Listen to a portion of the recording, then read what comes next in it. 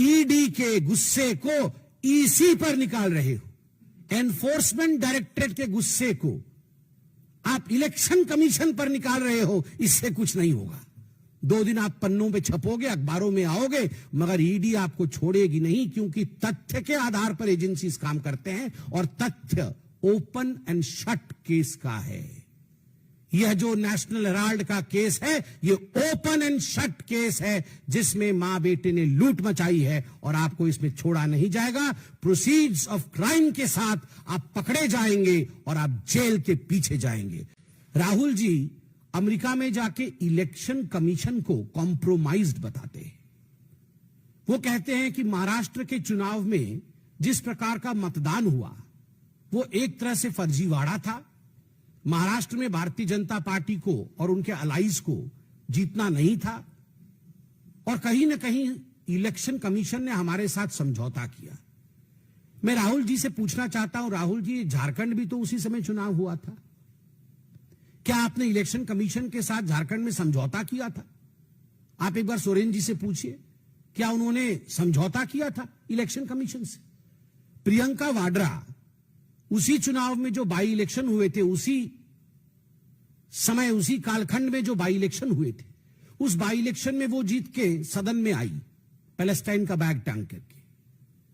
आप बताइए, क्या प्रियंका वाड्रा ने रॉबर्ट वाड्रा की मध्यस्थता से इलेक्शन कमीशन के साथ कोई कॉम्प्रोमाइज किया तभी उसकी जीत हुई, या वो अपने मेहनत पर जीत कर आई?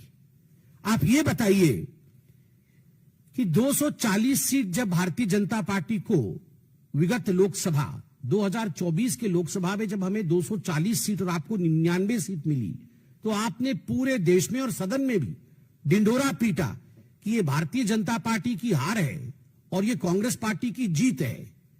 तो was the election commission compromise then? आपने ये जो जश्न मनाया था, क्या हम कॉम्प्रोमाइज थे? और ठीक उसी प्रकार महाराष्ट्र में लोकसभा में हमें 9 सीटें मिली और आपके गठबंधन को हमसे अधिक मिली थी। तो was the election commission compromise then by you? केवल इतना ही नहीं, आपने सामने बैठा करके सदन में अयोध्या सीट हम हार गए, इस प्रकार से आपने पूरा सेलिब्रेशन किया। क्या इसके पीछे आपका किसी प्रकार का कॉम्प्रोमाइज था इलेक्शन कमीशन के साथ? किस प्रकार से यह संभव हुआ? क्योंकि भारत में आज फ्री एंड फेयर इलेक्शन होता है, भारत में आज सजीव लोकतंत्र है, इसी कारण यह संभव हुआ।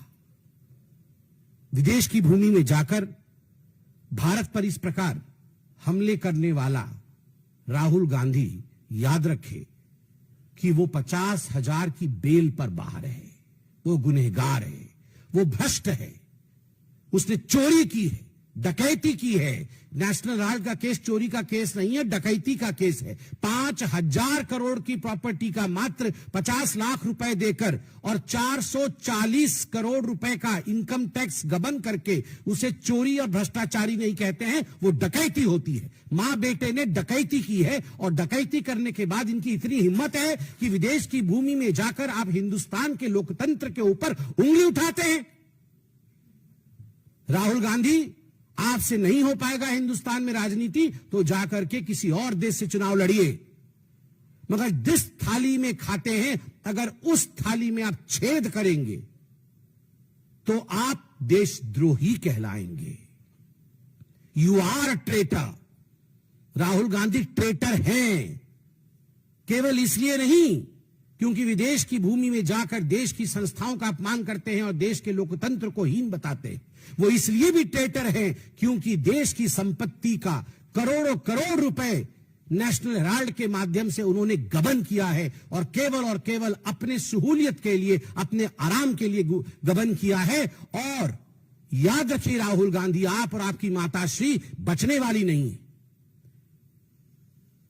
ईडी के गुस्से को ईसी पर निकाल रहे हो, एनफोर्समेंट डायरेक्टरेट के गुस्से को आप इलेक्शन कमीशन पर निकाल रहे हो। इससे कुछ नहीं होगा। 2 दिन आप पन्नों पे छपोगे, अखबारों में आओगे, मगर ईडी आपको छोड़ेगी नहीं, क्योंकि तथ्य के आधार पर एजेंसीज काम करते हैं और तथ्य ओपन एंड शट केस का है। यह जो नेशनल हेराल्ड का केस है, ये ओपन एंड शट केस है, जिसमें मां बेटे ने लूट मचाई है और आपको इसमें छोड़ा नहीं जाएगा। प्रोसीड्स ऑफ क्राइम के साथ आप पकड़े जाएंगे और आप जेल के पीछे जाएंगे।